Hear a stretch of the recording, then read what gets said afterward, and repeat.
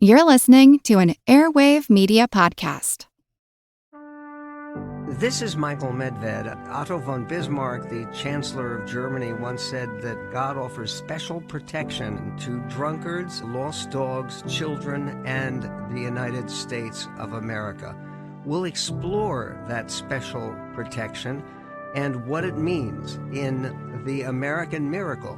Subscribe to The American Miracle on Apple, Spotify, Amazon, or wherever you get your podcasts. My name is Greg Jackson.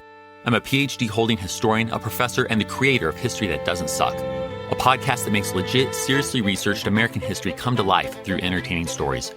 Join me for a chronological telling of the United States story, from the Revolution to fractious Civil War, tenacious inventors, brave reformers, and more. With more than 100 episodes, you can already binge listen your way from 1776 to the early 20th century.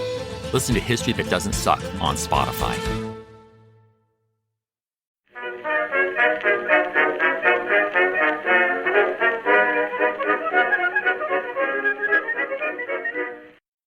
Hello everyone and welcome to History of the Second World War, episode 187, The Fall of France, Crossing the Meuse. This week, a big thank you goes out to Louis for the donation, and as always, this episode is also brought to you by the members of the podcast, who are joined this week by new members Mike, Justin, Gear, Zachary, Ryan, and Charles. You can become a member, which will get you access to ad-free versions of all of the podcast episodes, plus monthly member episodes, like the most recent episode where I discuss some of the research that I did for these Fall of France series of episodes and give my reading recommendations. You can find out more over at historyofthesecondworldwar.com/members. On the afternoon of May 13th, 1940, in many ways, the fate of the German invasion of France would be decided at a few different areas along the Meuse River. At Sedan were the German forces under the Panzer Corps commanded by General Guderian, while to their north the Corps of General Hoth moved towards crossing points near Dinant, Belgium, 60 kilometers to the north of Sedan. In both cases, these critical operations, getting troops across the river, pushing the French defenders back, and then establishing a bridgehead, would not be completed by the famous panzers, but instead by infantry units. It would be these small units of infantry and combat engineers, fully outnumbered, that would be called upon to provide enough space for bridges to be thrown across the river so that the tanks could start rolling again. In these actions, the tactics that were used would not have looked out of place during the spring offensive of 1918 maybe, or to quote Daniel Todman from his book Britain's War, Into Battle 1937 to 1941, quote, "The tactics used by German troops at the lowest level, infiltrating enemy positions, leaving strong points to be dealt with by follow-up troops, allowing junior officers to control the fire of automatic and heavy weapons, were not new inventions. They had grown up in response to the challenges of trench warfare between 1915 and 1917, and by 1918 had been employed to some degree by every army on that earlier Western Front." End quote. These would be the same tactics used by the German forces as they were crossing this river in 1940. They're very, very similar. This episode will focus on the crossing at Sedan, which was an operation that had been long planned for by German commanders. The attacks at Sedan are an almost textbook definition of many of the concepts of pre-war German military theory, all coming together in one operation. Small unit infantry tactics, low-level officer initiatives, air support from the Luftwaffe, a high level of flexibility, and fast responses to how the battle developed. And all of these things would be on display in the 24 hours after the beginnings of the crossing. When his troops reached the Meuse at various points on May 12th and 13th, Guderian believed that it was absolutely essential that the crossing happen as quickly as possible. But this went against military orthodoxy, which called for several days of build-up before trying to push troops across such an obstacle. And this delay was thought to be required for some really good reasons.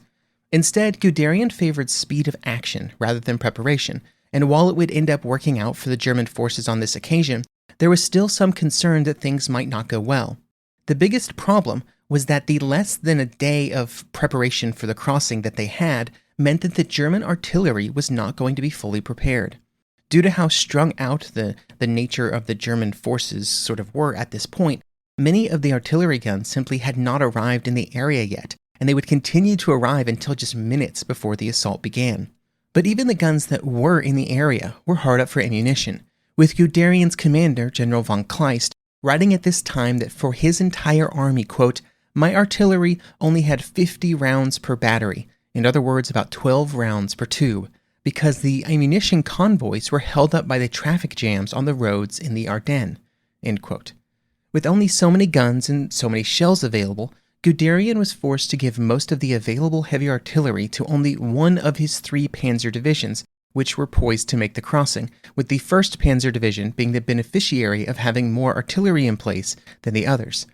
Along this area of the River Meuse, the Meuse flows east to west, and so the German forces were arrayed roughly along an east to west line, with the 10th Panzer being on the east, or German left, the 1st Panzer in the middle, and then the 2nd Panzer on the west, or the German right. The 1st Division would be responsible for attacking the French positions in the wide loop of the river that cut through the city of Sedan.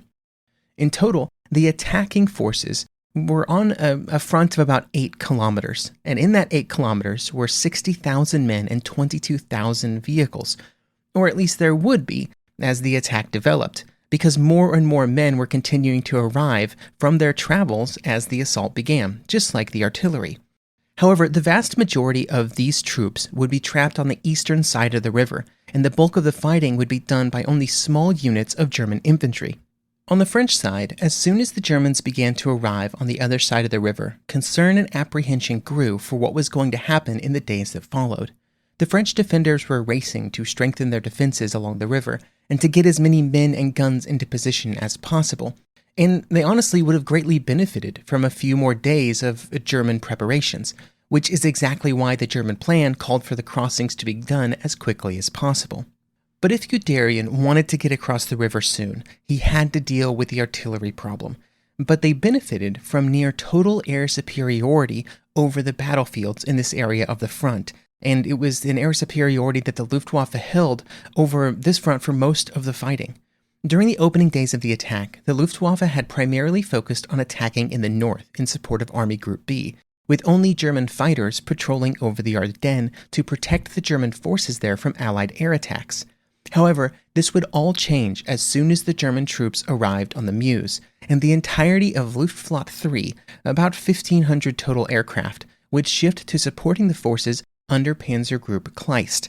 This meant that there were suddenly about 600 medium bombers, 250 dive bombers, 500 fighters, and 120 heavy fighters available for action. A bit over half that number were detailed to support the crossings at Sedan.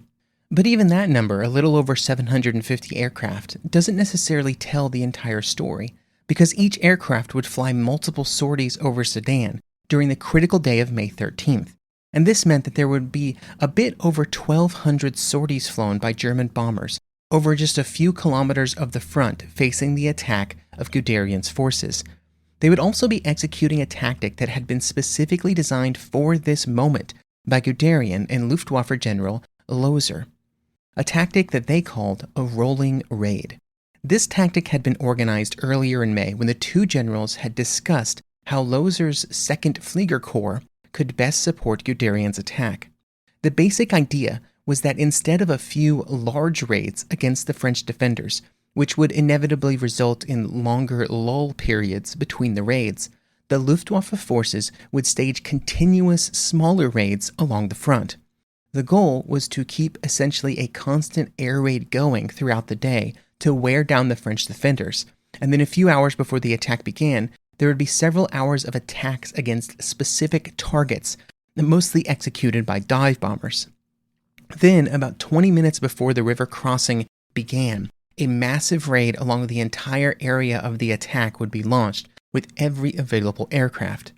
As soon as the German infantry then got across the river, the Luftwaffe's efforts would be moved back away from the river, and they would spend the next several hours focusing on the French rear areas, with primarily artillery and transportation targets sort of covering their sorties in the hopes that the raids would disrupt a French counterattack.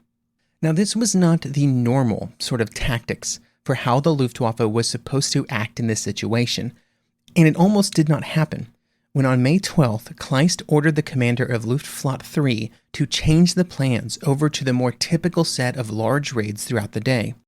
These orders were forwarded to Guderian so that he knew what to expect, and he was very, very displeased.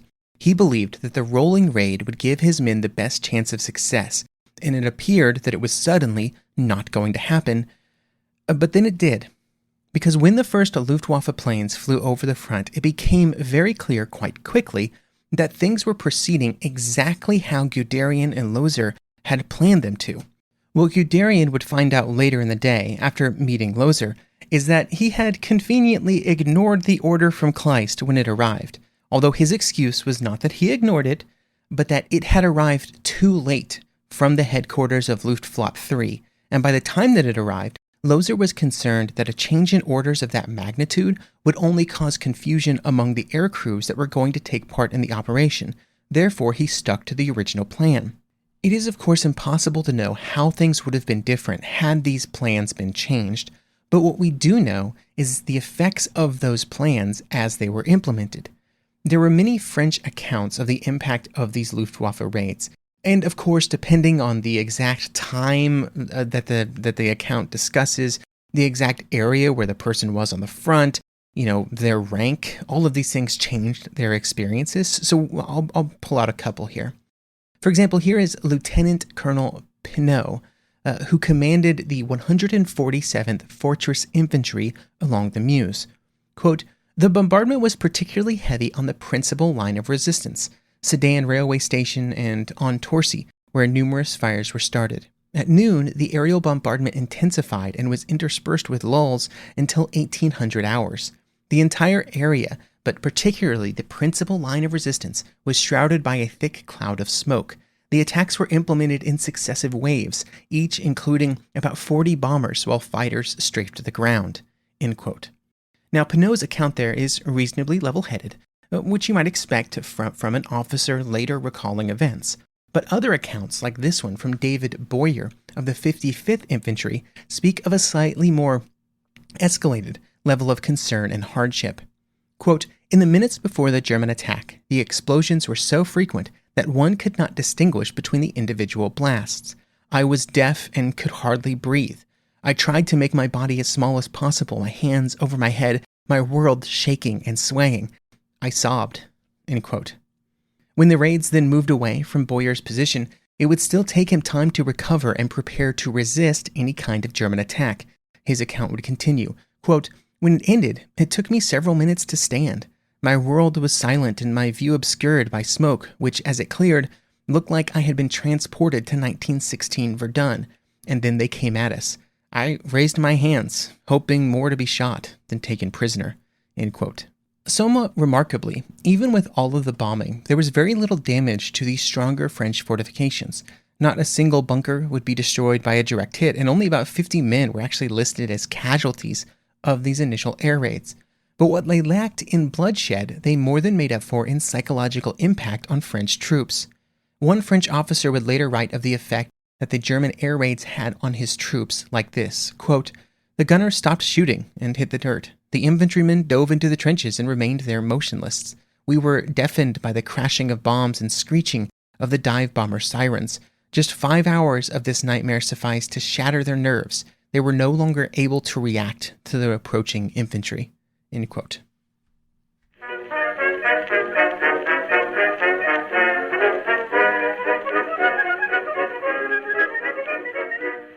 This show is sponsored by BetterHelp. Does it ever feel like everybody else has all their stuff together and you don't?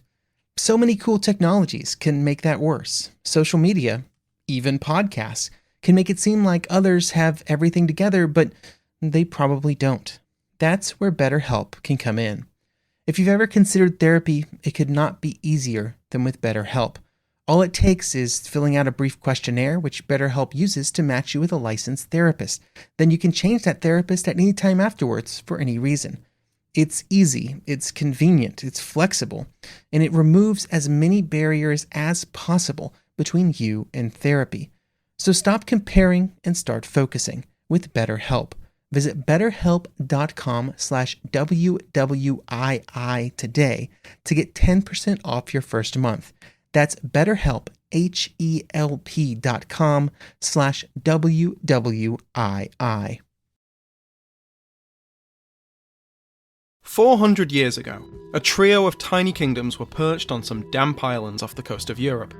Within 3 short centuries, these islands would become the centre of an empire which ruled a quarter of the globe and on which the sun never set. I'm Samuel Hume, a historian of the British Empire, and my podcast Pax Britannica follows the people and events that built that empire into a global superpower. Listen to Season 1 to hear about England's first attempts at empire building, in Ireland, in North America and in the Caribbean, the first steps of the East India Company and the political battles between king and parliament. Listen to Season 2 to hear about the chaotic years of civil war, revolution and regicide, which rocked the 3 kingdoms and the fledgling empire. In Season 3, we see how Lord Protector Oliver Cromwell ruled the powerful Commonwealth and challenged the Dutch and the Spanish for the wealth and power of the Americas and Asia. Learn the history of the British Empire by listening to Pax Britannica everywhere you find your podcasts, or go to pod.link/pax.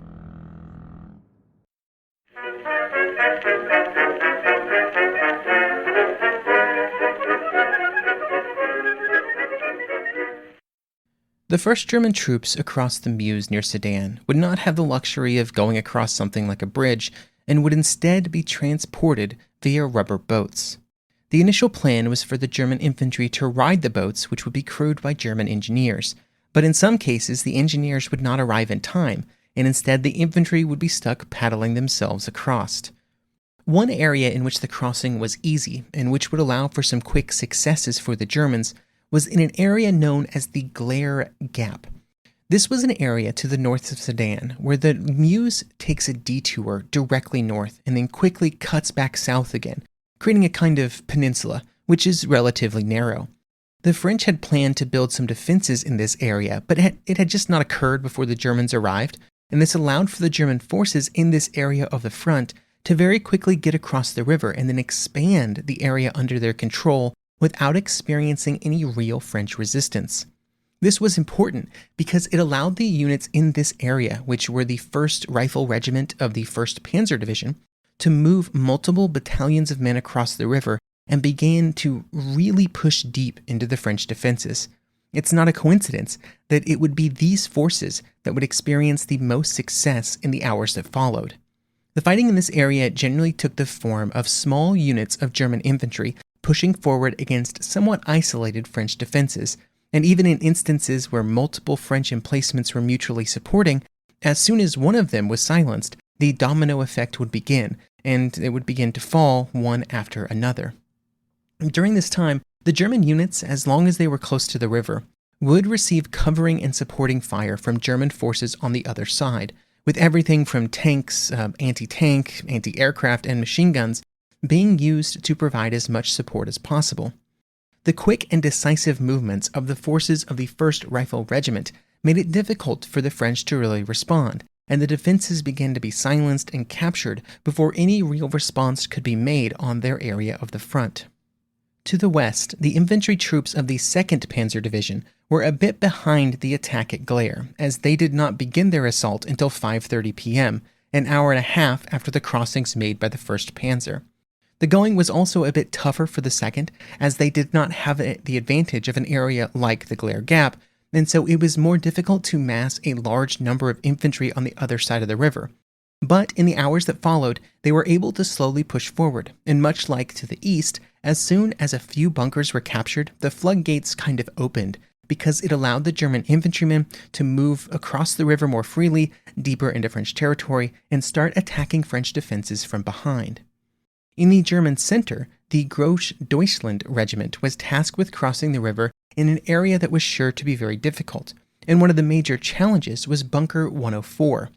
Due to its position and its field of fire, the bunker was the linchpin of the entire French defensive line on that sector of the front, and it would fire somewhere around 10,000 machine gun rounds before it was finally taken 2 hours after the assault began.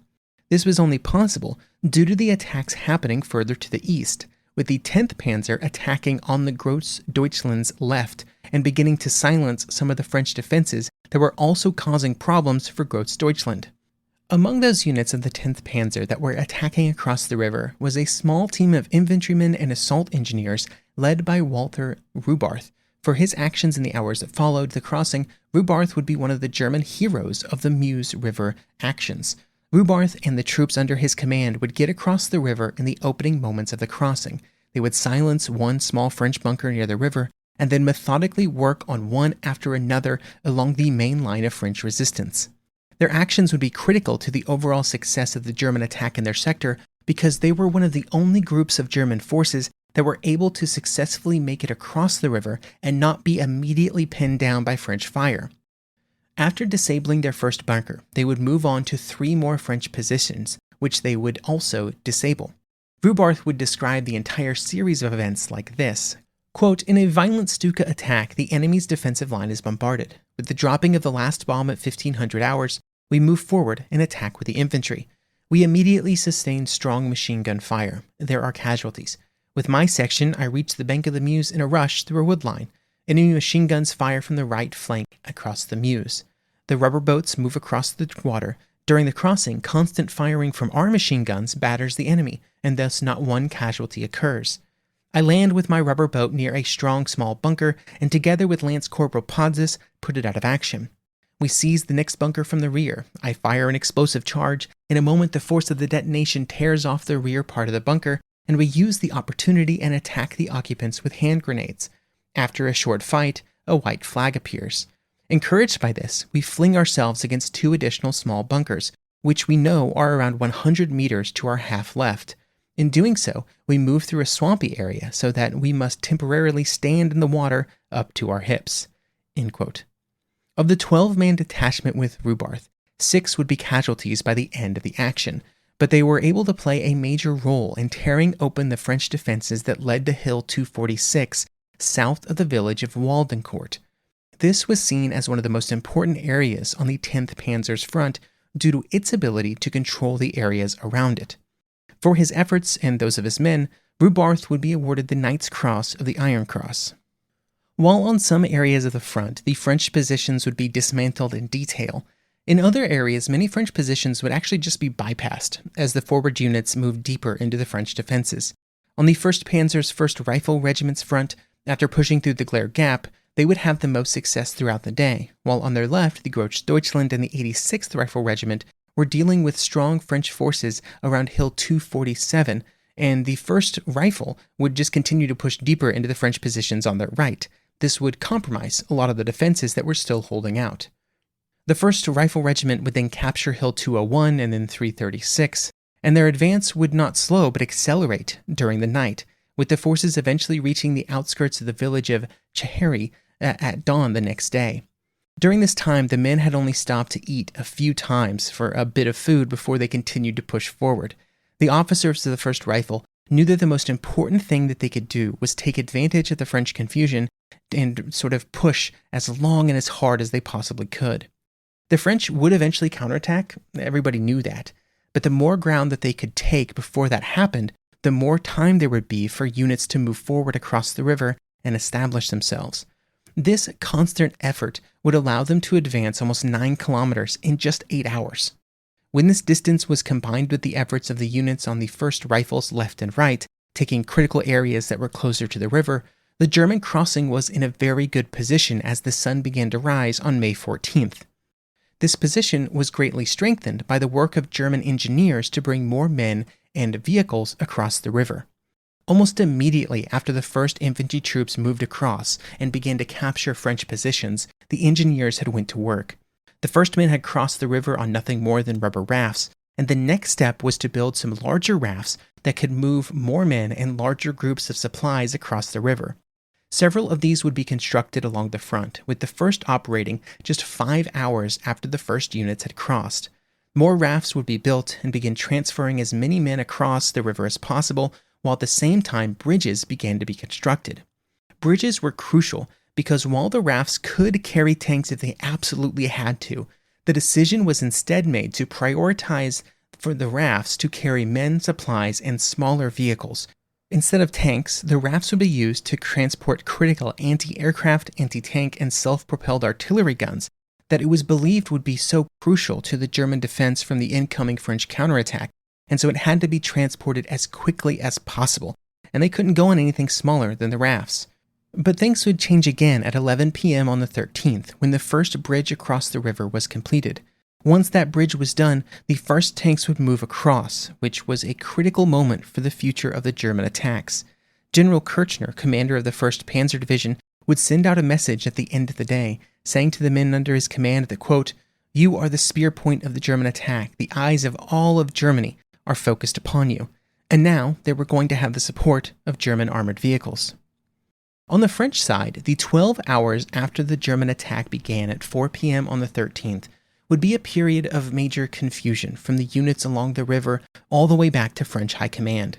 Gamland and others still believed that the main German effort would be made in the north, and that the actions near Sedan were nothing but a diversion. But down the list of French command, as you get closer and closer to this area of the front, the general confusion about German intentions begins to shift into both confusion about German actions and panic about the response of French units. Near the front, the French forces were doing all they could to resist the German attack. And they were not doing a horrible job, if we're being honest. They were isolated, confused, and not the least bit scared, but they were still fighting, and that's what you really need from forward troops in this situation, because what they really needed was for counterattack forces to be moved into place and hit the German forces while they were still weak. And this was the French plan. But then those counterattacks would not immediately occur. There were many reasons for this, which we will dig into detail in a few episodes. But at a high level, during the evening of May 13th, and then throughout the night and into the 14th, the French 55th and 71st Divisions would, kind of as a unit, fail to properly respond to the German attack. This left the units at the front in a horrible position, which would deteriorate rapidly, and then when the response did finally arrive on the 14th, it would be delayed and under strength. The point of greatest danger for the German attacks had passed by the morning of the 14th, because the bridges had been completed and men and vehicles were streaming across the Meuse. By late in the morning on the 14th, it would have taken a major French effort to push the German forces back across the river, or even to contain them. And unfortunately for the French troops at Sedan, the crossings on that area of the river were not the only ones that the French had to worry about. Because to the north of Sedan, there were 2 other areas where the Panzer troops had crossed the river on May 13th, and their actions will be the focus of next episode.